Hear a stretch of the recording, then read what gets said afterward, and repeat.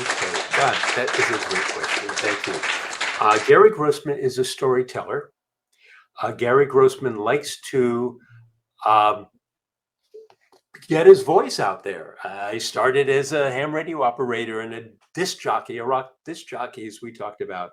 I then worked in television and local TV and doing documentaries in Boston, wrote for Boston newspapers, came out to California, and began writing and producing what I consider good shows, informational shows, documentaries, news and information, how-to shows.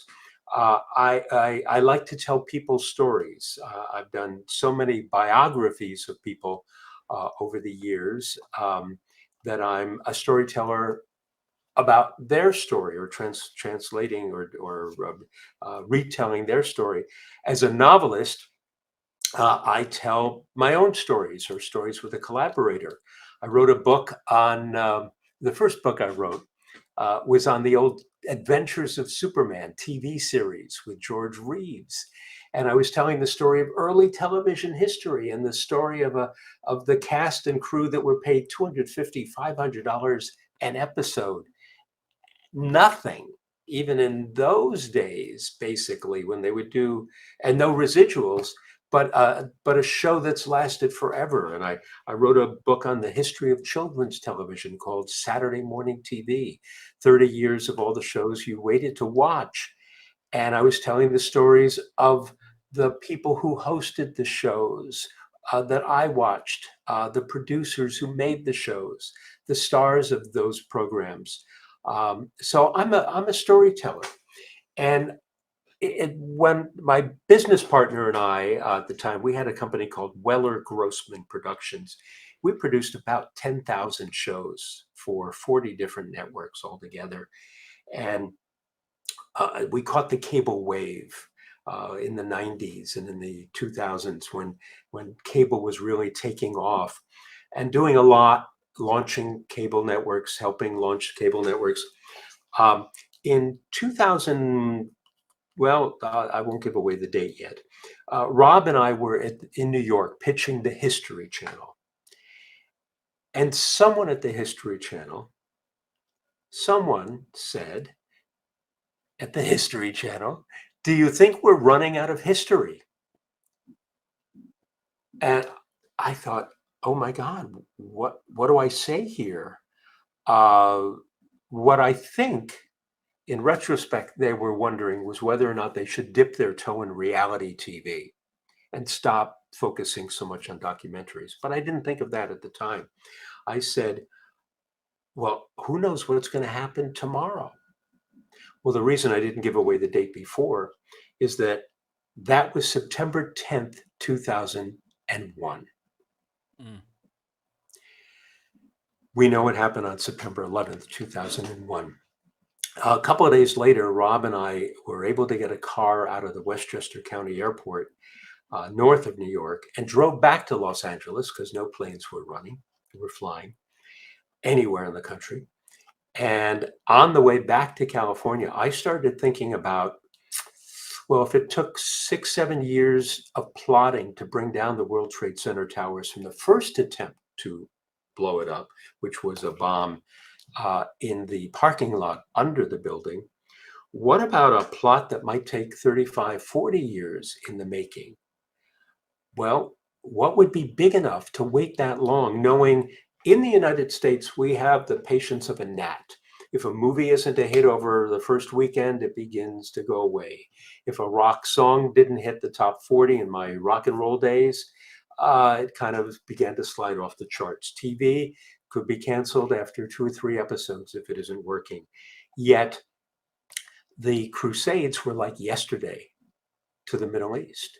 The memory is much longer. China has a 100-year plan, that they have even talked about in terms of controlling more of the world, at least economically.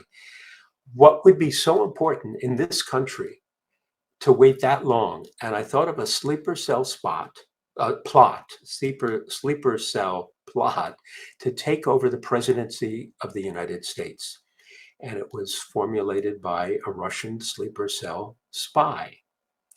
that began in the 60s, that by the time the book came out in 2005, and that is Executive Actions, this senator from Vermont actually gets elected president, and he's a spy for Russia.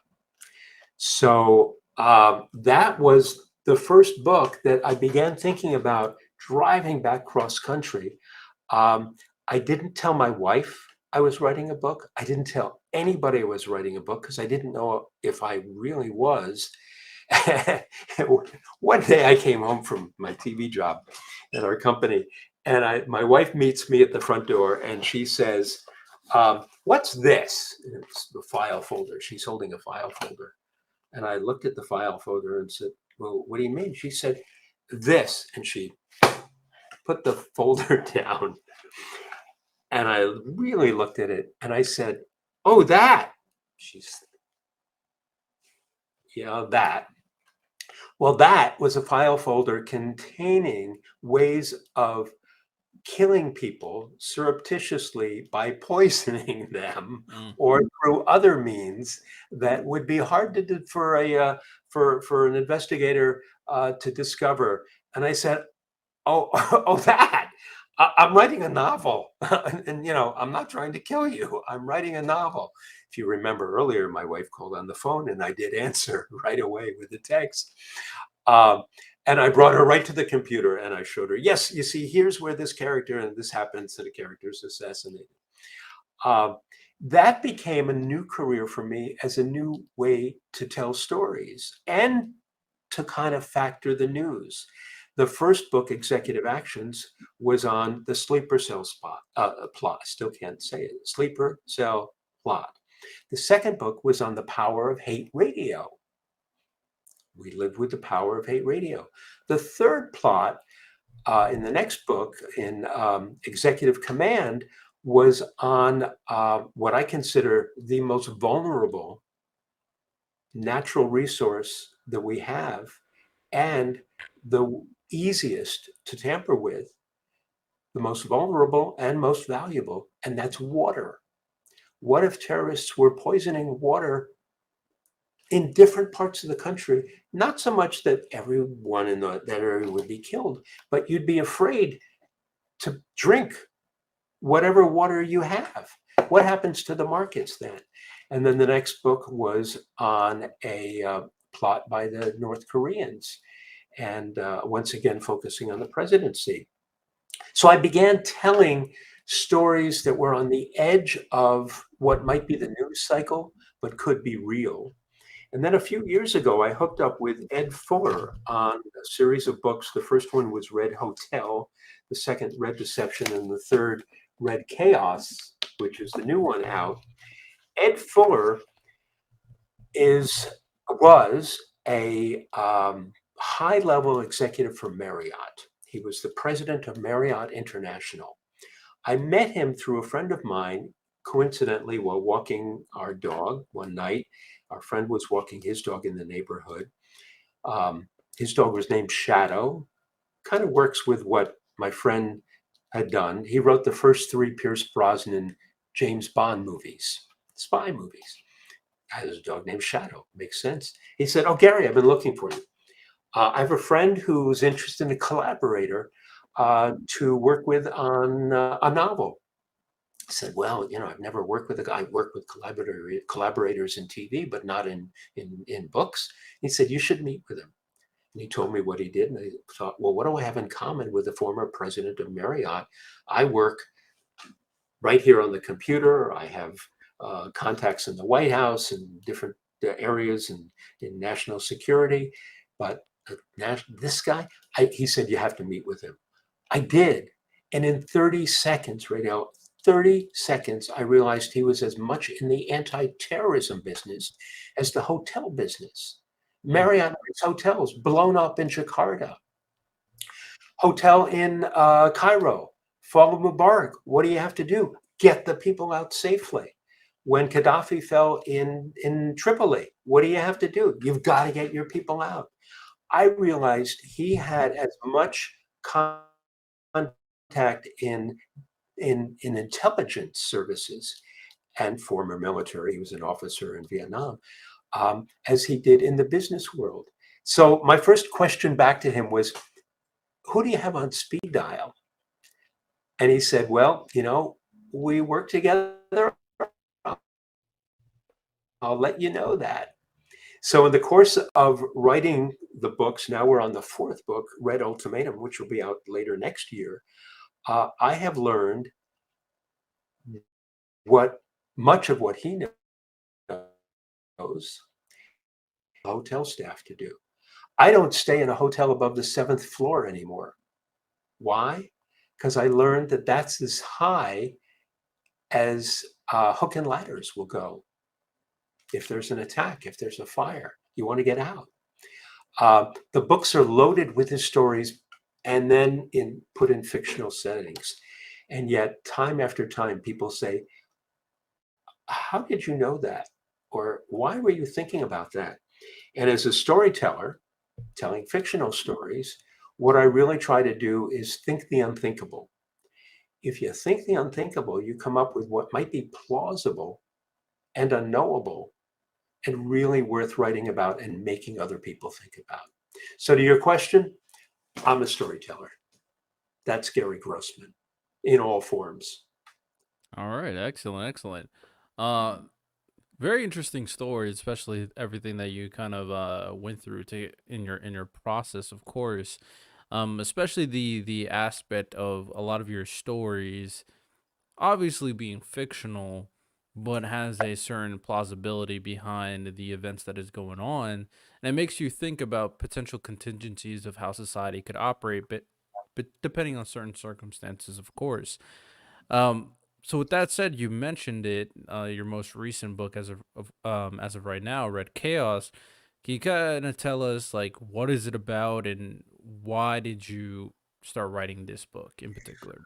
Great, thank you. And as you see, I have a red chaos cup. So I years ago, somebody said, and it lives with me today. Without publicity, something terrible happens. Nothing. That was P.T. Barnum. You have to promote your podcast. I have to promote all the things that I do and the TV shows. So, but I also am constantly reading. Ed is constantly with his contacts at the FBI and intelligence services, looking at the world, looking at things. Through all the books, we have a bad guy. He is a loosely disguised Vladimir Putin.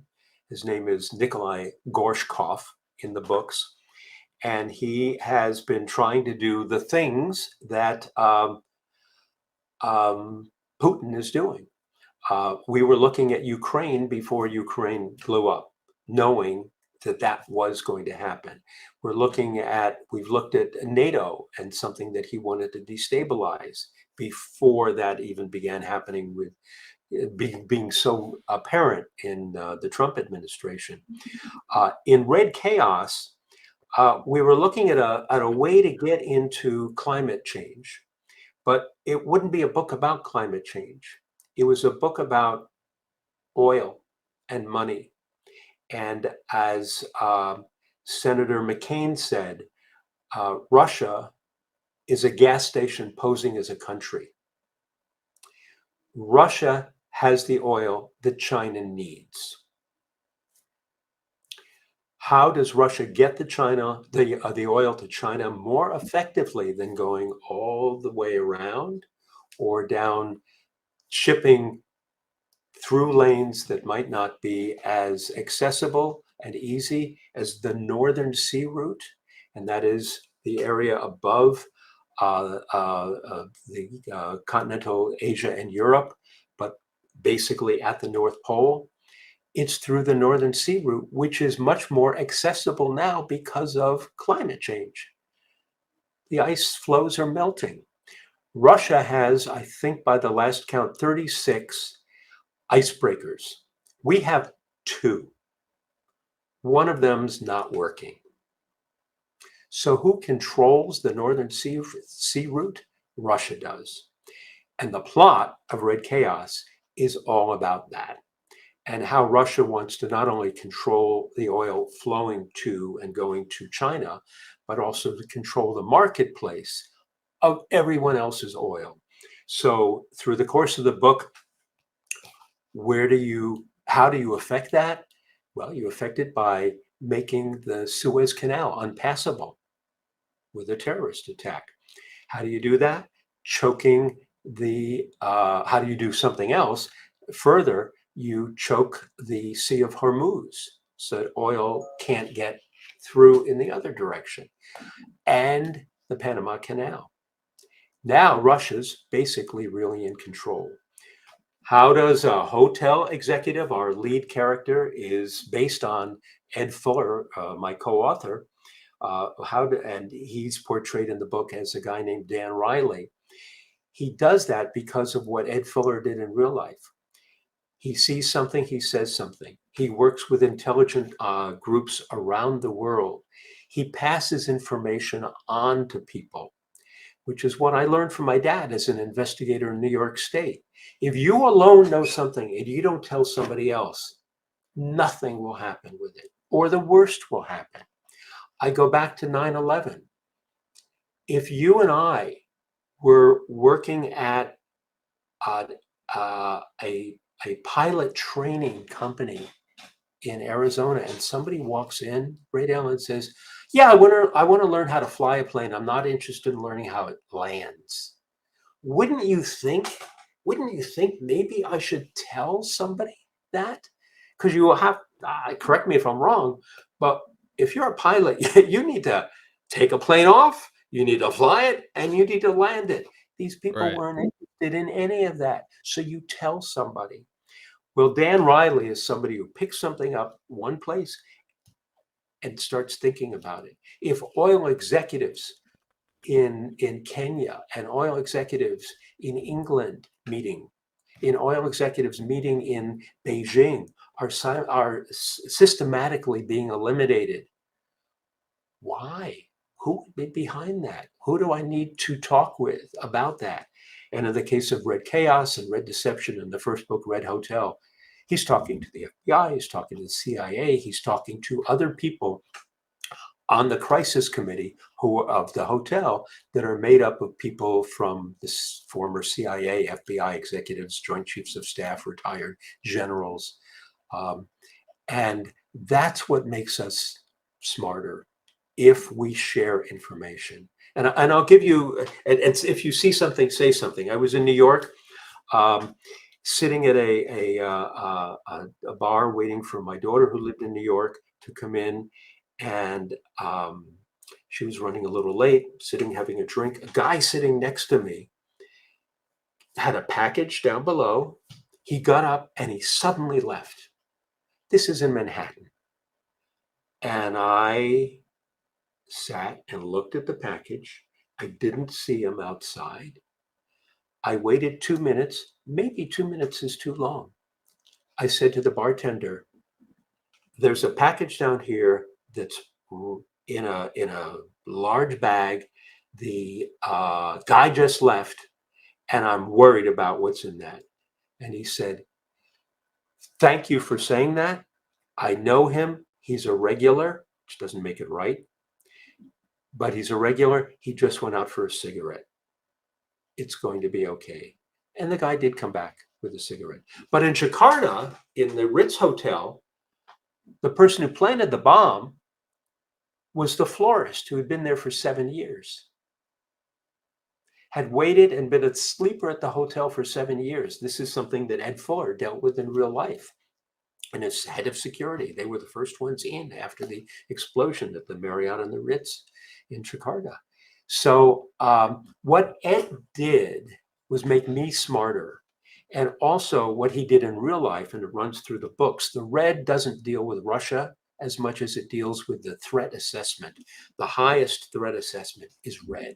If a hotel goes red, this is what he did in real life. It means you put bollards in front of the hotels. We see them everywhere now. It means you take the American flag down. It means you have bomb sniffing dogs in front and security, and you check every package going in and out. Short of red, there are other colors, orange and blue. We decided not to have green because green makes you think everything's okay. But these days, not everything is okay. So it starts with another color. So the Red Hotel books and the executive action series, they're all really about the real world, fictionalized, but honestly, very, very, very, very real, with very real threats. We go to restaurants now. We've traveled in the U.S., and if we go to Europe, I've seen walls. There's a wall right in front of me. I've seen walls in so many cities. My wife has looked out at wonderful people having a great time, and I say, honey, it's time for us to switch. I know a little bit more of what to look for. Enjoy the wall. I'm looking out. And if I were to go to Paris or London today, or Washington, D.C., or New York, LA even, that's what I want to look at. And by the way, who were the people who were called into Washington after 9/11 to say, what are we not thinking about? They were the people like Bruce Fierstein, the James Bond writer, other screenwriters, movie directors of thriller films, screenwriters of thriller films, and big name authors I had not written at that point. They were the ones who were called into the Pentagon, the CIA, and the State Department and asked, what should we be thinking about that we're not thinking about? Isn't that interesting? Yeah, it definitely is an interesting perspective when it comes down to what the story is trying to emanate to the audience, obviously. And it begs a very interesting question in terms of safety and obviously risk management. I mean, for myself, I don't take any unnecessary risks. Good. I don't go to certain areas because, hey man, that's just not an area I want to deal with. So I always am on my P's and Q's, but I don't let obviously fear run my life, of course. Yeah. But the reason why it begs an interesting question, we actually had a podcast episode back in the past regarding freedom versus safety. And I guess this is the interesting question for you to tackle is the want for society is for the people to live in joyful, free lives, safe lives as well. With that in mind, we should have, or should we have, more stringent systems, security in place to ensure the prosperity, the safety of the people themselves. So, in that way, basically, the question is should we sacrifice a little bit of our freedom for our security in society? I love the question, and you served in the armed forces, and know the importance of security and training and what to look for. Um, my my opinion is not every place is a target, but places that are soft targets need to be more secure. For example, in Los Angeles, there is a shopping area outside called the Grove. And I was very concerned that a car, and it's open, a truck could have driven right in from uh, uh, three areas actually, driven right into the Grove. It's one of the most popular places in LA.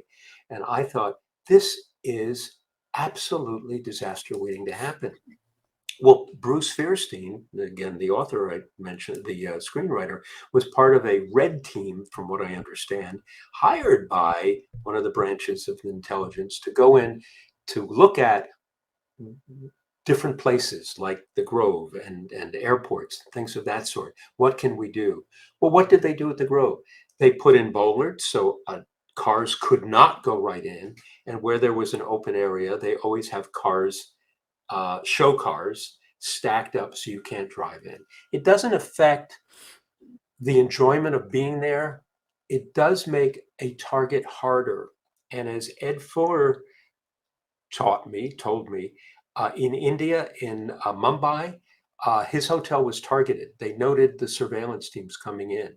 They immediately went from their basic threat assessment to the highest. It As soon as they did that, it was too hard a target to attack, and another hotel was attacked. So I think Soft targets where people are congregating, we have to be more vigilant about them. And to some extent, we have to rely on our good judgment. Do we go there or not go there? And the good judgment and good corporate citizenship of the people who run them. Do we go out to dinner? Absolutely. Do we walk down the street? Absolutely.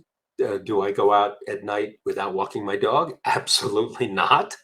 Because that's just in Los Angeles, not a smart idea these days, and in many other cities. Do we sacrifice, to your question?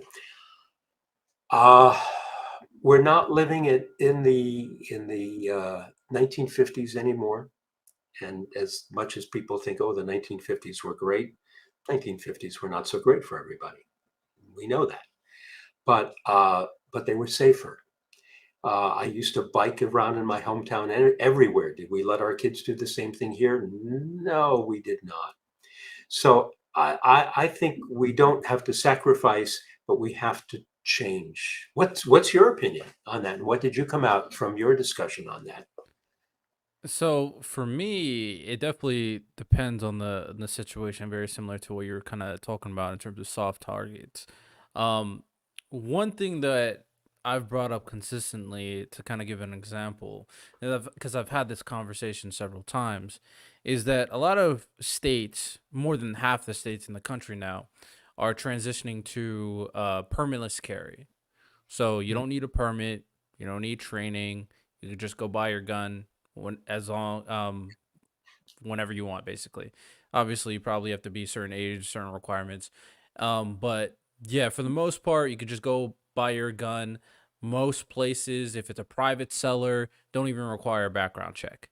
So you get your gun, you have your gun, nothing, no permit, no training. Nobody can really know your qualifications with the gun, but you have it.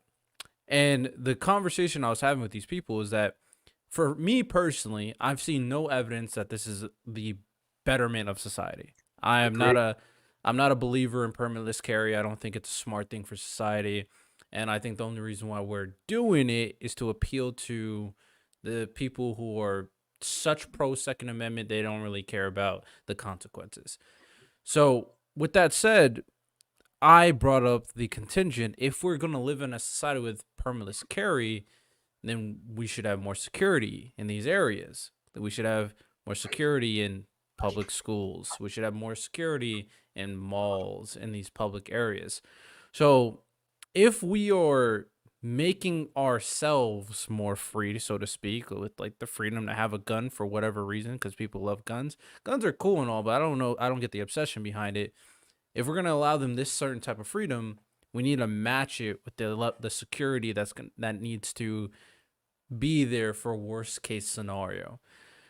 Ultimately, my opinion regarding it is I think our society should progress towards more security at the end of the day.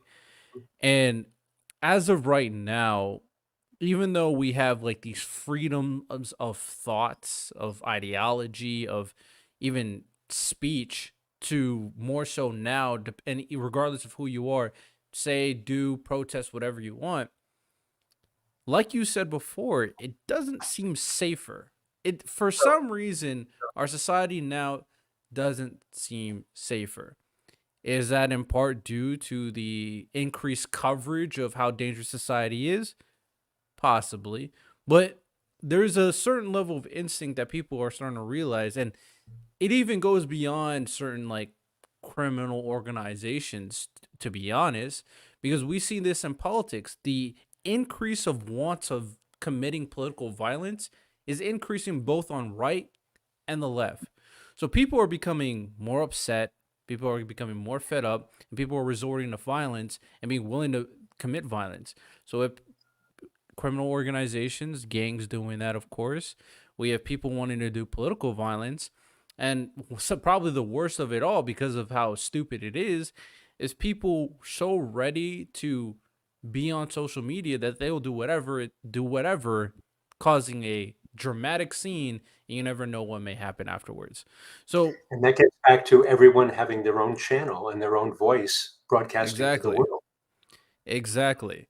So ultimately, people have more freedoms to kind of be who they are, but our security is not matching those freedoms.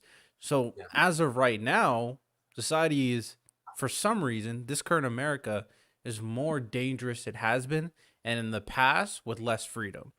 So that's definitely a question we have to ask ourselves: is this the right way we want to go? Because I remember when I was a kid and I would ride my bike in different neighborhoods. Who cares?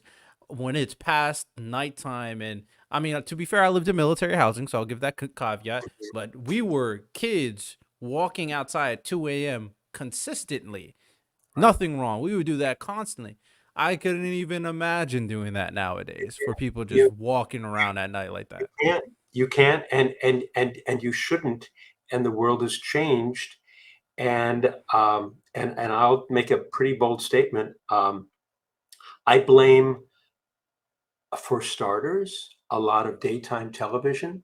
A friend of mine was executive producer of one of the big daytime talk shows, but and I'm not talking about, an Oprah show, but I'm talking about a kind of thing like Jerry Springer, that, we used to look at that and go, isn't this silly? Well, what that it was is now what Congress is.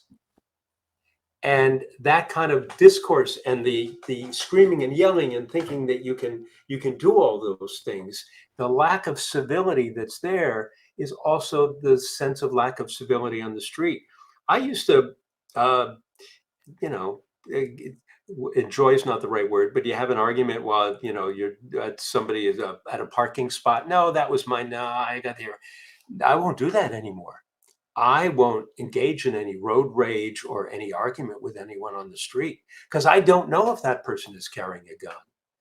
And I'm certainly not doing it. And I'm not going to do it just because that person's going to do it. I did go to a gun range. I fired shotguns as a kid, again, rural New York State. I didn't have one, but we would go out to gun range. A couple of years ago on Father's Day, my wife said, "Let's go with the boys to a gun range." I said, "What, really?" She said, "Yeah, I want to feel. I hate guns, but I want to feel what it feels like. I want to know what it feels like to hold one and to shoot one." We had a look like a biker dude as a trainer, and I thought, okay, what's this going to be like? Um, he said, "Let me tell you something about guns. You got to keep them locked if you have them. You've got to keep them away from kids. And you've got to know if you shoot in that direction and you're living in an apartment building, that bullet is going to go through to the next apartment. And you have a chance of killing somebody. All right. Now let's go out and here's how to shoot them." We went out into the range. Uh, I have to say, my wife did the best of all of us. So she was the sharpshooter of the day. We came back in and he went through the same things again and said, "How does it feel?" And we all talked about how empowering it felt and how powerful it felt, but how ill-equipped we were to use it Right. in a crowded place or make a decision to use it. I don't take anything away from people who know how to do it and are responsible and are law abiding, but open carry scares the living fill in the blank out of me. It really Uh, does. yeah. Overall, like I said, I'm not a fan, and I think something to also point out, because I want to kind of make sure the point is very clear from my stance. I think the majority of people are good people. I Um, agree. I totally agree with you. I one of my prior guests, she was a conflict resolutionist. That's probably not the right title, but it sounds good for her for what she talks about. One of the things she says, which I agree with, it says, imagine the individual and imagine you have a baby in the car and the car is on fire. How many people will rush to that car to break that baby out? And I would say probably 90% of people will see that situation and want to Mm, save the baby, right? mhm. So that tells you that these people are good people at the end of the day. And the reason why that's important to bring out is I don't think there's more bad people, but in our society today, with more people being mentally unwell, there's Right. mental unrest because of lack of trust in our institution and system. There's lack of trust in cops. There's more need to be kind of someone because of social media, and people are just more skittish because of all the media coverage of all the shootings. Matter of fact, there was a shooting in a Walmart in a city about 20 minutes from me. Someone went in there, just started shooting in Walmart.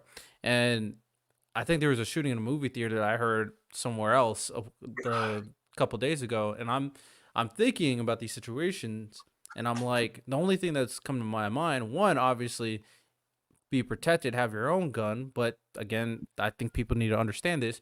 Just because you have a gun doesn't mean you're going to save the day. No, no, Honestly, honestly, your best case scenario is to run away. That's best case scenario. right. Unless you're Fight it. like, Right. Flee. exactly. Unless Uh, you're well trained, a well trained, qualified individual, you're probably just going to make things worse if we're being completely honest. and And that takes a judgment call in the right. moment on experience, I not also just agree. training on how to use a gun, but an experience on how to use a gun in a volatile situation. Oh, Yeah. exactly, exactly. And the other part that I think about is why doesn't a Walmart have armed security? Why doesn't a movie theater have armed security? Because I live in a state where permitless carry exists. Like, if someone walks in with a gun into the movie theater, does nobody have the capability to defend against this person when we know this is a permitless carry state? I mean, I there. would walk out. I would leave. Honestly, if I saw that with my wife or my kids, I would leave because that is at least my training now that it has become an unsafe situation environment rather than a safe environment in the dark, you know. Yeah, it's tough because we understand with all these stories about mass shootings and everything, even though percentage wise it's still a very, very minor amount, but still more than pretty much all the countries in the world, especially all the developed countries in the world. That is it really is a tough situation that we're going on in current society with the security that we probably should increase, especially at certain areas of their society. I stand by schools. All schools definitely should have it at the very least. They Um, need to now. They absolutely didn't used to need them. We used to have these duck and cover drills that were silly. Okay, you're gonna get under the desk because it's nuclear explosion. Good luck with that. Those were ridiculous, and that was propaganda. Today, today it's real, and it's not a nuclear blast. It's a crazy person coming into the school. We have to protect them. Absolutely. agreed. And even if you don't want to use cops and police departments have another other words that they have to abide by, we probably should have more privatized security at the very least to hire at these public institutions at the very least. But with that said, we're coming to our benchmark, of course, the end of the show. So, do you have anything else you want to say, you plug before we start wrapping things up?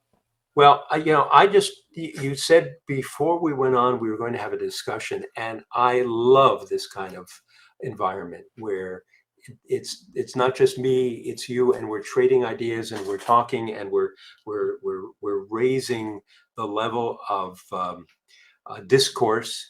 I get to do a little promotion, which is great on the books, and I appreciate that. And I encourage everyone to go to, Amazon or order through their local bookstores. And the one we're selling right now is, well, all of them, but Red Chaos, which is terrific. But also read newspapers, listen to different radio stations and watch different news channels. Get your sources of information from multiple places. I do that to be able to write better. I do it to be a better citizen. I couldn't be as good a father and my wife as good a mother if we were just telling them everything through a narrow channel. So we talked about it before. Instead of the silo vertically, turn that on the side, broaden your horizons. Um, this has been great. This is fabulous conversation. And I'm a fan now of what you do and will be logging on and following you. Thank you. Thank you very much. We're definitely going to continue the message that we have on the podcast here, continue the conversations, and um, some that we're gonna reach certain areas, certain ideas. We're probably gonna start implementing starting next year for this podcast and for everything we're connected to. So appreciate you coming on, Gary. Appreciate everybody who's listening. Rate it 5 stars if you will. Go to the website www.purplepoliticalbreakdown.com. All Gary's information will be in the link in terms of his website where you can get all his information, and you can find his profile on my website as well. So hope you all enjoyed. You'll have a good one. Merry Christmas. Take care. And if you want to watch the full episode of this podcast, make sure you go on Roku TV and watch it on the Planet X network, where you can watch the full video version for the podcast. Again, go to Planet X Network on Roku.tv to watch the full version. I hope you do enjoy. Of course, you can still listen to the full audio version on Spotify, Apple Podcasts, and any other podcast platform you listen to podcasts.